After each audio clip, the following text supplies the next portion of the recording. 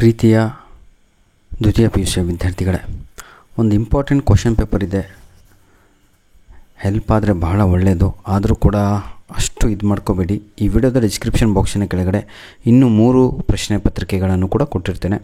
Total 4 ಆಗ್ತಾವೆ ಅಲ್ಲಿಗೆ ಪ್ರತಿಯೊಬ್ಬರಿಗೂ ಕೂಡ ಕೆಮಿಸ್ಟ್ರಿ. ಆಯಿತಾ, ನಾಳೆ ಎಕ್ಸಾಮ್ ಇದೆ ಅಂತ ನನಗೆ ಈಗ ಗೊತ್ತಾಯಿತು, ಕ್ಷಮಿಸಬೇಕು. ಅದನ್ನು ಉಪಯೋಗಿಸ್ಕೊಳ್ಳಿ. ಈ ವಿಡಿಯೋದ ಡಿಸ್ಕ್ರಿಪ್ಷನ್ ಬಾಕ್ಸಿನ ಕೆಳಗಡೆ 4 ಕ್ವಶನ್ ಪೇಪರ್ ಕೊಟ್ಟಿರ್ತೇನೆ. ಆಯಿತಾ, ಬನ್ನಿ. Select the correct alternative form choices given below ಅಂತ ಇದೆ. The law which indicates the relationship between solubility of a gas in liquid and pressure is dash ಅಂತ ಇದೆ. ಇದಕ್ಕೆ ಸರಿಯಾದ ಉತ್ತರ ಬಂದು Henry's law is the right answer my dear. Molality of A solution is dash ಅಂತ ಇದೆ. ಸರಿಯಾದ ಉತ್ತರ ಬಂದು decrease with increase in temperature is the right answer.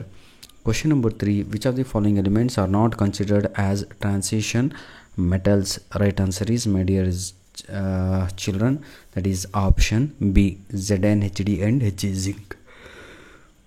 Question number 4, the cause of lanthanide contraction is due to dash ಅಂತ ಇದೆ. 4ನೆಯ ಪ್ರಶ್ನೆಗೆ ಭಾಳ ಜನ ವಿದ್ಯಾರ್ಥಿಗಳು ಇಲ್ಲಿ confusion ಸ್ಟೇಟಲ್ಲಿದ್ದಾರೆ.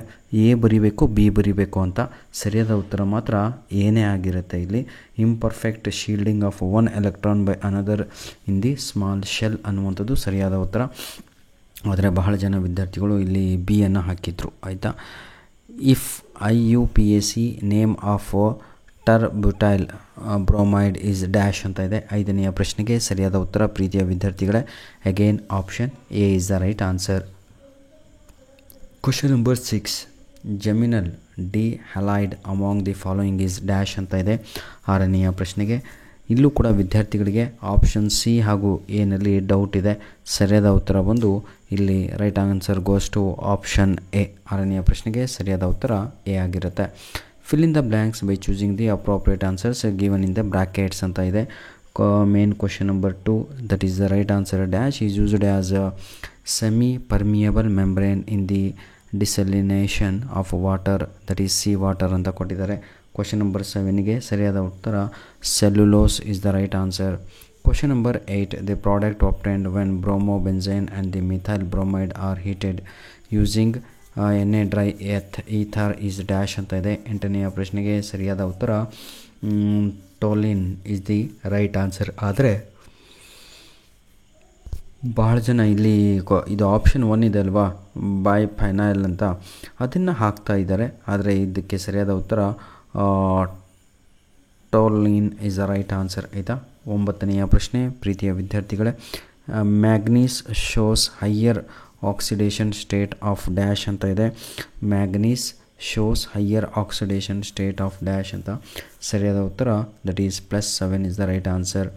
Part be my dear children, answer any 2 of the following questions ಅಂತ ಇದೆ. Part B.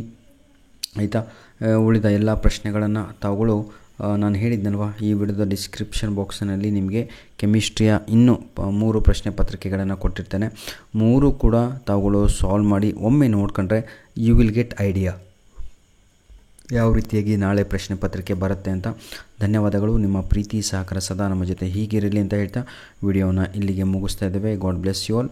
Actually ಇದು ಈ ವರ್ಷದ್ದು ಕ್ವಶನ್ ಪೇಪರ್ ಆಗಿರಲ್ಲ ಮಕ್ಕಳೇ. ಆಯಿತಾ, ಇರೋದನ್ನು ಸತ್ಯವನ್ನು ನುಡಿಯಬೇಕು. ಆದರೂ ಕೂಡ ಲಾಸ್ಟ್ ಇಯರಿಂದ ಕ್ವಶನ್ ಪೇಪರ್ ಇದು ಸೇಮ್ ಸಿಲೆಬಸ್ಸು. ಆಯಿತಾ, ಸೇಮ್ ಟಾಪಿಕ್ಸು. ಆಯಿತಾ, ಧನ್ಯವಾದಗಳು. ದಯವಿಟ್ಟು ನಾನು ಹೇಳಿದ ಹಾಗೆ ಈ ವಿಡಿಯೋದ ಡಿಸ್ಕ್ರಿಪ್ಷನ್ ಬಾಕ್ಸಿನ ಕೆಳಗಡೆ ನಿಮಗೆ ಇನ್ನೂ 3 ಕೆಮಿಸ್ಟ್ರಿ ಕ್ವಶನ್ ಪೇಪರ್ನ ಲಿಂಕ್ಸನ್ನು ಕೊಟ್ಟಿರ್ತೇನೆ. ಅದನ್ನು ಯುಟಿಲೈಸ್ ಮಾಡಿಕೊಳ್ಳಿ ಅಂತ ಹೇಳ್ತಾ ಇಲ್ಲಿಗೆ ವಿಡಿಯೋನ ಮುಗಿಸ್ತಾ ಇದ್ದೇನೆ. ಧನ್ಯವಾದಗಳು.